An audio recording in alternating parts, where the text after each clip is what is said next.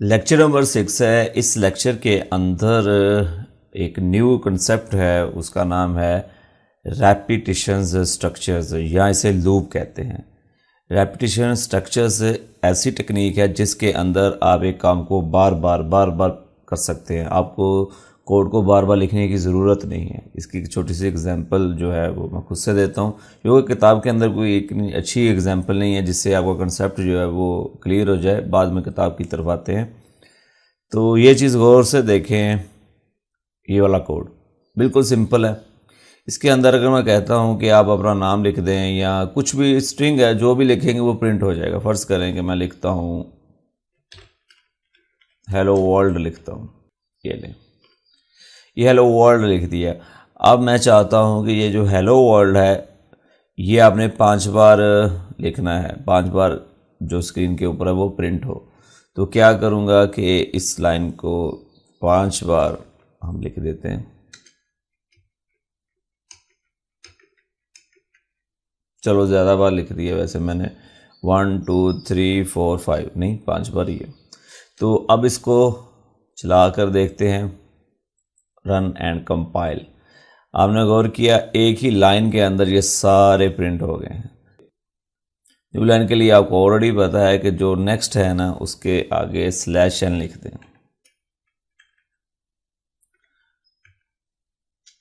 ये लें, ये तो ऑलरेडी आपको पता है ना, पीछे हम कर चुके हैं। ये लें, तो अब मैं इसे चला कर देखता हूँ, कंपाइल्ड एंड रन। तो आप देख लें कि ये 5 बार प्रिंट हो गया है। अगर आपसे कोई कहता है कि इसे 50 बार कर दें प्रिंट, तो आपको हर एक लाइन को 50 बार लिखना पड़ेगा। ऐसे ही है ना। अगर कोई कहता है 5000 ये प्रिंट हो जाए स्क्रीन के ऊपर, तो फिर क्या करें, 5000 बार आपको ये लाइनें लिखनी पड़ेंगी। एक तो आपको सोर्स कोड आपका बढ़ जाएगा क्योंकि बार बार आपको वही लाइन लिखनी पड़ रही है। इससे बचने के लिए रैपिटिशन स्ट्रक्चर हम यूज़ करेंगे, जिसका दूसरा नाम क्या है, लूप, बार बार चलना। रैपिटिशंस जो लफ्ज़ है इसका मतलब क्या है, बार बार चलना, किस चीज़ को रिपीट करना। चले पहले तो इसका मैं आपको बताता हूँ कि इसके अंदर किस तरह चलता है कंट्रोल हमारा। इसके अंदर जब कंट्रोल आता है तो 1 बाय 1 जो हमारी स्टेटमेंट है वो एग्जीक्यूट होती रहती है। अब ये गौर करें कि अगर हम इस प्रोग्राम को चलाते हैं तो ऐसे जो है हमारा कंट्रोल आता है, ये लाइन एग्जीक्यूट करेगा, उसके बाद ये करेगा, फिर ये लाइन, फिर ये लाइन, फिर ये लाइन, और उसके बाद अगर कोई लाइन नहीं तो हमारा प्रोग्राम जो है वो स्टॉप हो जाएगा, बाद स्टॉप हो जाएगा। ठीक है, यहाँ से हमारा कंट्रोल जो है वो स्टार्ट होता है और यहाँ से पहली लाइन एग्जीक्यूट, ये थोड़ी सी 2 लाइनें होगी नहीं, एक एक लाइन करके एग्जीक्यूट, इसको फिर इसको फिर इसको फिर इसको। इस तरह जब भी हम कोड लिखते हैं तो इसी तरह चलता है। अगर रास्ते में आपने इफ़ लगाया है तो कंडीशन अगर ट्रू है तो फिर कंट्रोल जो हमारा है वो अंदर जाएगा, अदरवाइज़ वो बाहर निकल कर अगली जो स्टेटमेंट है उनको एग्जीक्यूट करता जाएगा। इतना अपने जहन में कंसेप्ट जो है वो उठा लें। अब आते हैं उस स्ट्रक्चर की तरफ। चले, मैंने जो मेन के अंदर वाला कोड को साफ़ कर दिया है। अब मैं एंटर दबाता हूँ और फिर कीबोर्ड से टैब दबाता हूँ तो थोड़ा सा इंटेंट हो जाता है कोड, जब मैं लिखूँगा तो आपको थोड़ा सा अच्छा लगेगा। यहाँ तक अब गौर करें अच्छी तरह से। हम जिस तरह हम पहले एक वेरिएबल बनाते हैं उसी तरह एक वेरिएबल बना लेते हैं। चलें, उसका नाम आप कुछ भी रख सकते हैं, एक्स रख लेते हैं ये। उसके बाद मैं इस वेरिएबल के अंदर एक वैल्यू डालना चाहता हूँ ताकि इसके अंदर पहले से कोई गार्बेज अगर कोई वैल्यू हो तो वो ख़त्म हो जाए और 0 आ जाए। तो ये ले, मैंने 0 इसको असाइन कर दिया। ये 2 लाइनें आपको ऑलरेडी पता है। पहली लाइन में हमने एक वेरिएबल बनाया, दूसरी लाइन में इसको 0 वैल्यू दे दी ताकि इसके अंदर जो गार्बेज वैल्यू वो ख़त्म हो जाए। मैंने पिछले लेक्चर्स में आपको ये चीज़ बताई थी कि जब हम कोई वेरिएबल बनाते हैं ना तो वो रैम में बनता है। रैम में पहले से वो ब्लॉक तो बन जाता है, उसके अंदर किसी ना किसी और प्रोग्राम के वेरिएबल की कोई वैल्यू रह जाती है उधर। तो उसको क्लीन करने के लिए अगर हम कोई वेरिएबल बनाते हैं तो उसके साथ हमें उसको ज़ीरो से इनिशियलाइज करना चाहिए। ये जो दूसरी लाइन है इसे कहते हैं इनिशियलाइज करना, यानी कि स्टार्ट में कोई वैल्यू देना।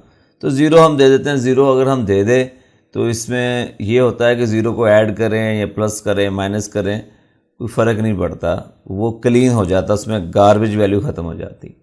यहाँ तक आपने 2 स्टेप कर देने हैं कि ऑलरेडी हम जितने लेक्चर्स में वेरिएबल बनाते रहे हैं सेम उसी तरह बनाया, अभी डरना नहीं है आपने।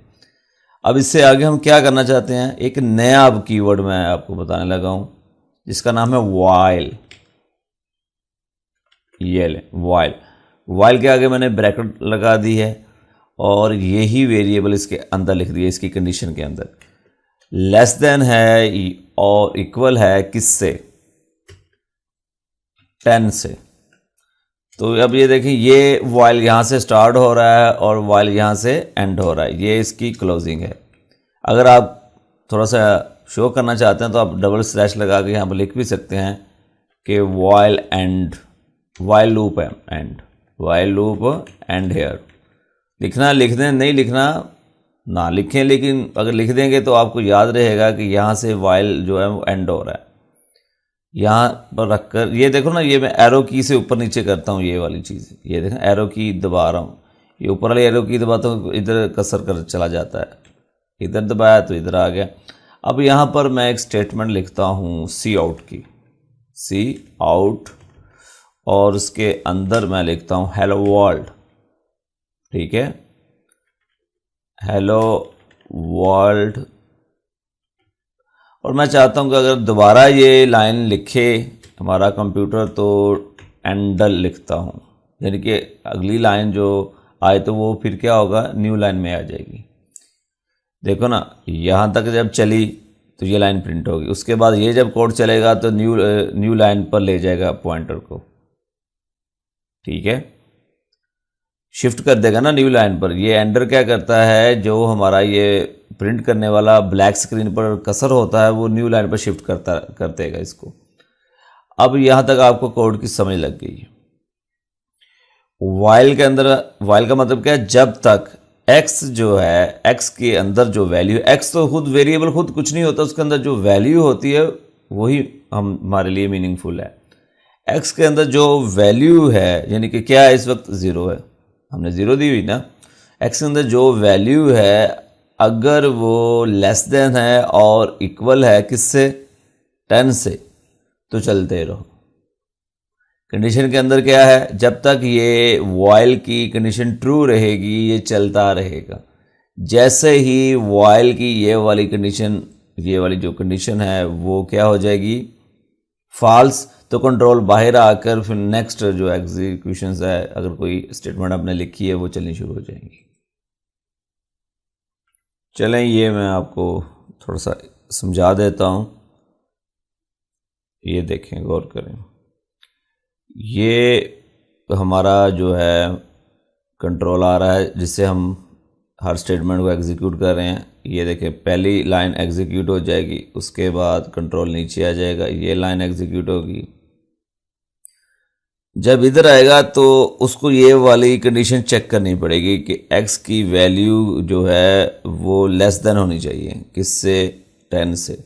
ये वाली कंडीशन टेस्ट करेगा। अगर ये कंडीशन ट्रू है, यानी कि वाकई ही x की जो वैल्यू है वो कम है किससे, 10 से, तो ये कंट्रोल फिर क्या करेगा, ये कंट्रोल इसके अंदर दाखिल हो जाएगा। जब अंदर दाखिल होगा इसके अंदर जितनी भी हिदायत होंगी 1 बाय 1 वो चलाता जाएगा, ऐसे ऐसे करके। करने के बाद जब सारी चल जाएंगी कंट्रोल नीचे नहीं आएगा, इसमें से बाहर नहीं निकलेगा। बाहर निकल कर फिर नीचे वाली हिदायत अगर होंगी, फ़र्ज़ करें कि ये वाली जो है ये इधर है, तो इसके नीचे जो जितनी भी होंगी फिर उनको 1 बाय 1 करके चलाएगा। लेकिन याद रखेंगे अगर ये सारी इसके अंदर वाली चलेगी, चलने के बाद वो फिर दोबारा वापस चला जाएगा, वापस जाकर इस कंडीशन को टेस्ट करेगा। अगर ये कंडीशन अभी भी ट्रू है, दोबारा फिर इसको, इस लाइन को चलाएगा, फिर वापस चला जाएगा, फिर चलाएगा, फिर वापस चला जाएगा। इस तरह ये चलता रहेगा, कंट्रोल ऐसे घूमता रहेगा हमारा। इस घूमने को हम रैपिटिशन स्ट्रक्चर कहते हैं, या इसे लूप कहते हैं। क्या कहते हैं, लूप कहते हैं, या इसे क्या कहते हैं, रैपिटिशन। ये रैपिटिशन स्ट्रक्चर्स कहते हैं। स्ट्रक्चर बनावट को कहते हैं। इसको ज़हन में रखें, ये बहुत इजी कंसेप्ट है, मुश्किल नहीं है। चलिए अब हम अपने कोड को चला कर देखते हैं। अब देखें कि अगर हम इस तरह चलाएंगे तो x की जो वैल्यू है वो सारी उम्र जो है वो क्या रहेगी, वो फिर कभी भी 10 तक पहुंचेगी नहीं। तो ये हमारा जो लाइन है ये वाली बार बार चलती रहेगी, चलती रहेगी, चलती रहेगी। इसे कहते हैं इन्फिनिट, यानी कि लातदाद चलेगी। इसको रोकने के लिए हम क्या करें, x के अंदर जो भी वैल्यू है वो x को असाइन कर दो, लेकिन उससे पहले क्या करना है, प्लस हम इसमें 1 कर देते हैं ऐसे करके। अब सोचें होगा क्या। कंट्रोल जब इसके अंदर आया तो ये वाली लाइन उसने चला दी, ये प्रिंट होगी और न्यू लाइन पे चला गया। जब इस पर आया तो इसमें प्रिंट होने वाली तो कोई चीज़ नहीं है। ये हदायत में हमने कहा है कि x की एक वैल्यू को बढ़ा दो, अगर 0 है तो वो 1 हो जाएगी, दोबारा आएगा तो फिर 2 हो जाएगी, फिर दोबारा आएगा 3 हो जाएगी, फिर दोबारा आएगा 4 हो जाएगी। इस तरह करते करते करते ये 10 तक पहुंच जाएगी। और जब इसकी वैल्यू जो है वो 10 तक पहुंच जाए या 11 हो जाए तो कंट्रोल जो है वो बाहर आएगा और नीचे आकर प्रोग्राम स्टॉप हो जाएगा। अब चला कर देखते हैं। ये ले 10 बार, हमने कहा 10 बार प्रिंट हो गया। अब मैं इसको क्लोज करता हूँ। अब मैं इसे कहता हूँ कि 50,000 बार चलो। अब देखें, दोबारा चलाते हैं। ये ले चल रहा है, अभी तक चलता ही जा रहा है, 50,000 तक जो है वो चलता ही जा रहा है। ये अब जाकर जो है ना वो 50,000 तक ये उसने प्रिंट कर दिया स्क्रीन पर। आप सोचें कि 50,000 आपको लाइनें लिखनी पड़नी थी। ये देखें 50,000 तक जो है ना इसने प्रिंट कर दिया हेलो वर्ल्ड को। अब इस प्रोग्राम में थोड़ा सा चेंज करते हैं, अल्लाह ने जहानत दी, उसको इस्तेमाल करें आप। अब सोचें कि हेलो वर्ल्ड हम देख रहे हैं, बार बार वो प्रिंट हो रहा है, हमें पता नहीं चल रहा। इसके अंदर एक वैल्यू चेंज हो रही है। वो वैल्यू किस चीज़ की, किसकी चेंज हो रही है, x की चेंज हो रही है। तो हम पता क्या करें, x की वैल्यू लिख देते हैं इधर, ये स्ट्रिंग की जगह पर हम x लिख देते हैं कि x के अंदर जो वैल्यू है उसको प्रिंट कर दो। तो सबसे पहले x की वैल्यू क्या है, 0 प्रिंट होगी। उसके बाद जब ये वाली चलेगी तो x की एक वैल्यू बढ़ जाएगी। अब देखिए मैं चला कर आपको दिखाता हूँ, अब बड़ा इंटरेस्टिंग लगेगा आपको। ये लें,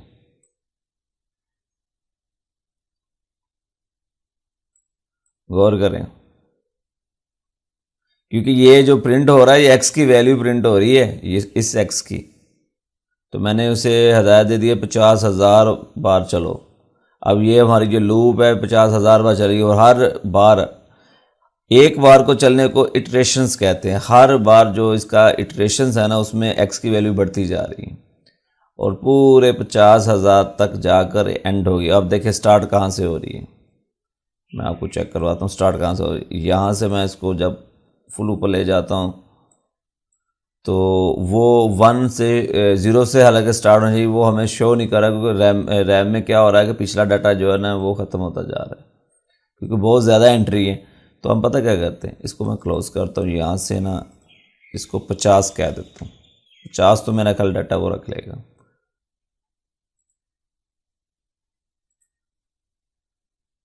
ये ले 50 तो एकदम से चलकर बंद होगी। अब देखेंगे, देखो ना 0 से स्टार्ट हुआ, 1 2 3 और 50 जो एंट्री हैं वहाँ तक पहुँच गई। अगर आप इसे कहते हैं कि 50 बार ना चलो 5 बार चलो, तो आप 5 बार चला कर देख लें।